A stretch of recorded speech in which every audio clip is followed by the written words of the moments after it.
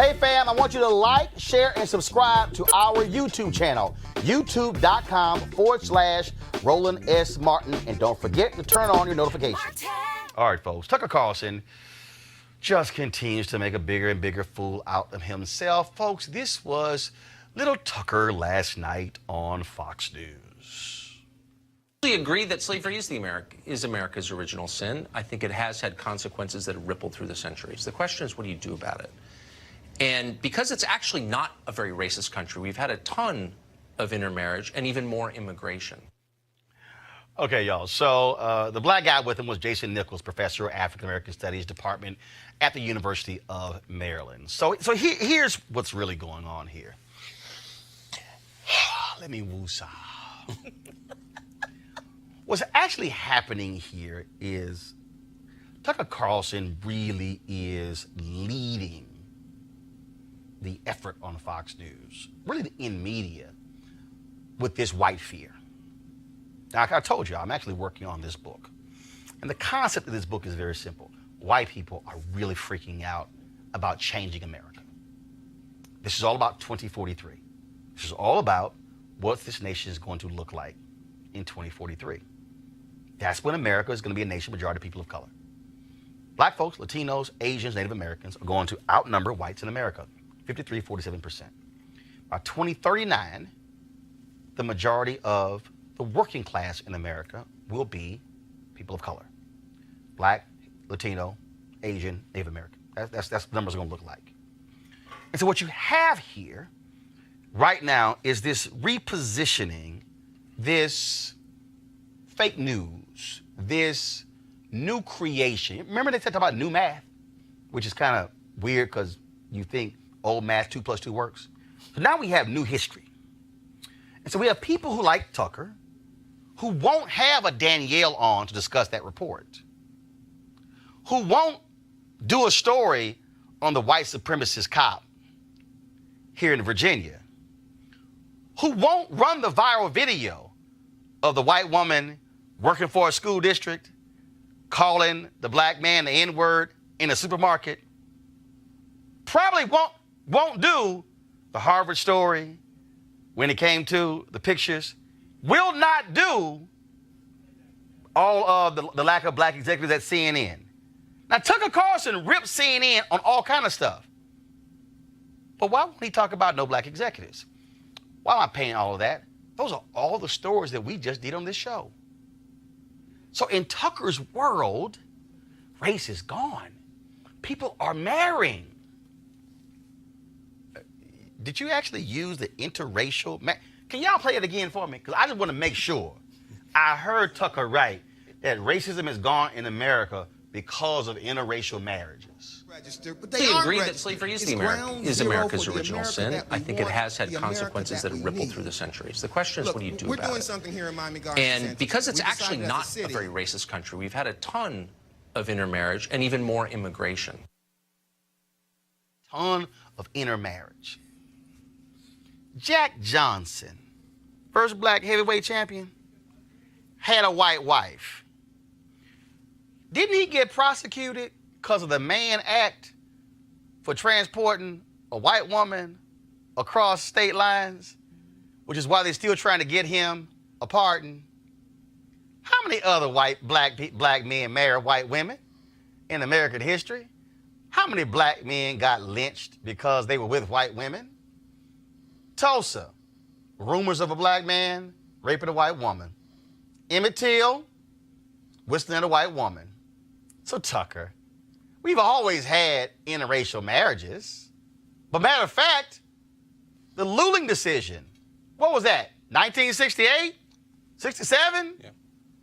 So it's not like we've had legal interracial marriage for a very long time. Folks, in their minds, racism has gone out of the window. It's just evaporated because of immigration and interracial marriage. So, Tucker, why do these other stories keep happening? Oh, that's right. Y'all say that's just a small piece. Yet it continues. Because if race has no impact, how about the story that we did that showed that black students are getting $23 billion less in schools with white students? How about the story we did where black communities are valued at 150 plus billion less than white neighborhoods? See, I need y'all to understand the game that's being painted here.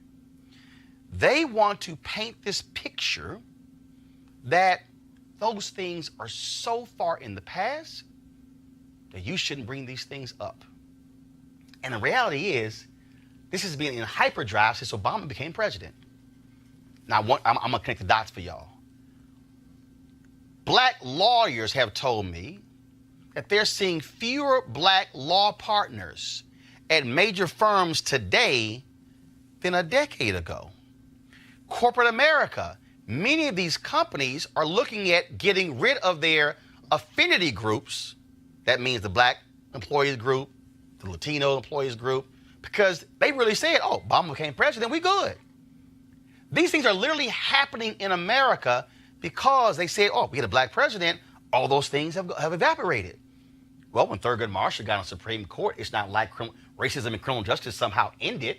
I just told you earlier the Supreme Court is considering a case where white DA in Mississippi threw black people off for juries, 41 out of 42.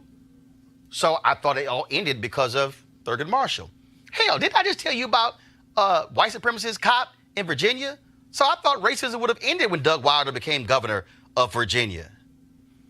This is the game that they're playing. Because, see, they want to say that we're crazy. Y'all just victims. Why y'all keep making this stuff up?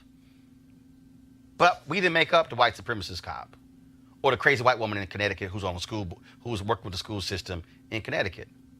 But see, what Tucker is doing, and Fox News is the largest cable news network, back and forth as the largest white cable network, period, they are painting this picture for their largely white audience, about 1% black people, that these things don't exist, so y'all shouldn't worry about these things. Y'all need to understand game, recognize game. And if you think we're going to see less of this, you lost your mind. Because every year as we get closer, you're going to see this thing ramp up because we are living in the world of white minority resistance. They really believe that they are discriminated against as much, that their lives are so much more difficult, and that we have made things harder for them, and we all have it great because they say y'all have got Oprah and LeBron and Beyonce and Jay-Z and NBA players, and y'all got all of this, but they will never say only one black NBA owner, no black Major League Baseball owners, no black NFL owners. What they see are the sharecroppers who they think are doing so much better than them, when we can count countless white actors and entertainers who are doing a hell of a lot better than them. This is white minority resistance. And Tucker is fueling this every single night with conversations like that. Y'all better get used to it because we're going to see more of this. Real quick with my panel. Well, I think a big point that we have to understand is we cannot separate the racial aspect from the socioeconomic aspect. Can't at all. That one thing that the upper classes do very well is they teach the lowest, poorest white folks that we're not your problem. Those black folks and those Latinos are your problem. And they teach the poorest black folks, oh, us rich people aren't your problem. It's those racist white people that's your problem. But what they want to prevent from happening is poor black folks, poor Latinos, poor white people getting together and understanding that we need factories, we need jobs, we need better schools, we need better housing. And if we all do this together, then that's how we create these things going forward. As long as we can separate you on racial lines, then we prevent you from uniting on socioeconomic lines. Well, and for me, I say forget 40 acres on a mule. Give me a marijuana growing license and a marijuana processing license. And we look at the state of Maryland. State of Maryland just issued all these marijuana licenses, not one, not a single one to an African-American person. So now they have to reopen the process. And Fox, the entertainment network, is going to continue to push this because it's in their best interest, as you mentioned, with the social justice piece. that white people who did vote for this current administration that's coming after their benefits continue to feel entitled because of their color, but race is not going to save them at the end of the day. I just want us to understand, I need people to understand, these segments you're seeing on Fox News are by design. Okay, and Tucker is doing more than anybody else. And you're going to see this thing play out in the 2020 election. People better understand what's really about to happen here, because this is white minority resistance. That's what they have created this notion. We are the victims of immigration, and we're the victims of those civil rights laws because nothing was done for us. That's what's at play here. Well, a big chunk on that is this idyllic, grand old party, make America great again, this idea that we can go back to the way things were in the 1950s. But what they don't say is, well, in the 1950s, every other industrialized nation on earth was destroyed by World War II. China, Japan, Germany, Russia, England, France, everything was destroyed. So you had complete American domination of the world market. We're not going back to that without another world war. But never going to happen. So as long as you can push this victimization of certain groups, they believe that y'all black folks are the reason I'm broke. Not the economy, not the rich people, not the billionaires, not the corporations, not the government. It's you being broke is the reason I'm broke. But Chris, what we also seeing here, again, you said grand old party. Democrats playing the exact same game, spend the lack of spending with black firms, with black consultants, black posters, black caterers, black event organizers, black audio companies. It's the same thing. And so they want political sharecroppers. Right. And the Democrats are doing it because they believe that, in fact, that's going to help them regain the power that they've lost. The question for black people is, when are we going to hold folks accountable, whether they are on the Republican side or the Democratic side? That's the question. Again, it's all about money. Real quick, Erica, real quick.